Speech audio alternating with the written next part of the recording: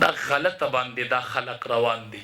بنگله کې به پروتي سپي به ساتلی او خزه به نه وي زه فایده علم او ما ته سکون دی زوم خطای سکون تا ته نشتا سکون دا ټول سامان دی.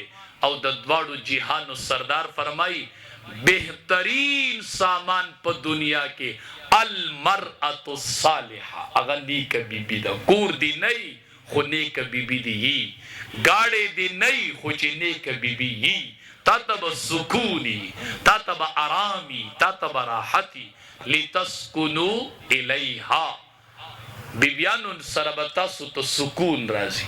اشرف علي تانوی رحمت الله علیه لیکلی دی دا حکیم الامت دی وی چې واده دی وو یا دی واده وکړو او تا ته سکون را نغې ځان له د بل واده تلاش وکړه بس د واده مقصد پورا نشو. د واده مقصد سکون دی. ته به په بار ستړی ستومانئ خو چې کور ته راشي دمه به شي ستړی به دې هېره شي ستړی به دې ختمه شي تا ته به آرام راشي تا ته به سکون راشي.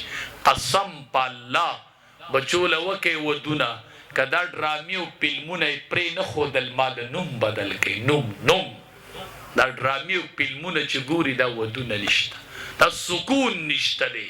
دې سکون تلاش کوي او هغه په یو بیبي کې پروت دی په حلاله بیبي کې پروت دی ابل ځای نشته دې کې آرام او راحت پروت دی.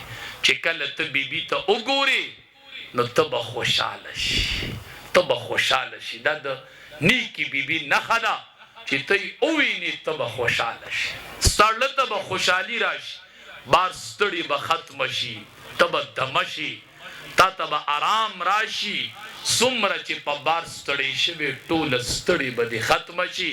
نو المرأة الصالحه نیک بیبي چې سړي ته میلو شي دا په دنیا کې لوی نعمت دی لوی نعمت چې کله نیک بیبي بنده ته میلو شي دا د ژوند بهترین ملګری دی. نکاح ډیره اسانه وه صحابي نکاح وکړله د دواړو جهانو سردار په اثرات ولیدل د نکاح. نبی علیہ السلام ورته وی واده دې کړی دی وی او کړی مې دی. نبی علیہ السلام ورته وی اولم ولو بشاتن ولیمه وکړه کنه د واده روټۍ وکړه کنه اگر کوئی یو بیزی علاله کو صحابه را ټول ک چې مونږ دې د نکاح نه خبر شو ولیمه وکړه ولو بشاتن اگر کوئی یو بیزوی خو خلق خبر ک ولیمه وکړه چې مونږ ستا د واده د روټۍ نه خبر شو. د دواړو جهانو سردار فرمایي د ټولو نه برکتي نکاح پیژنئ د برکت نه ډکه نکاح پیژنئ. برکتي نکاح د ټولو نه غوره نکاح هغه ده چې د هغې کې مشقت کمی د هغې کالې کمی د هغې سامان کمی د هغې اخراجات کمی څومره په ساده اعتبار وشي دومره په دې نکاح کې برکت دی. د دواړو جهانو سردار فرمایي ټوله دنیا کې ناکاره خوراک هغه د واده روټۍ ده چې مالداران روبلل شي او غریبانان پرېښودلی شي. دا په ټوله دنیا کې ناکاره ډوډۍ بدترین خوراک د هغې واده دی چې مالداران پکې خبر شوي او غریبانان پکې پرېښودلی شي. دا ډېر ناکاره خوراک دی ټوله دنیا کې دې ته نږدې مه ورځئ. خلقو پسې کاډونه تلي دي او د کلي غریبانان صرف ګاډي شماري دومره ګاډي رالو دومره میلمانه رالو الله ګوله ده د کلي غریبانان تماشه کوي. امام الانبیا فرمایي دې له نږدې مه ورځئ دې له نږدې مه ورځئ.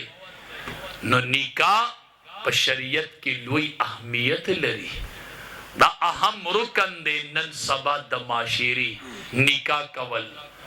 او بیبی د دواړو جهانو سردار فرمایي الدنیا کلها متاع دنیا ټول سامان دی دنیا ټول سامان دی ړه به نه کلکئ په کور پورې به ړه نه تړي په ګاډي پورې به ړه نه تړي خاندان پورې به ړه نه تړي. الدنیا کلها متاع دا ټول سامان دی.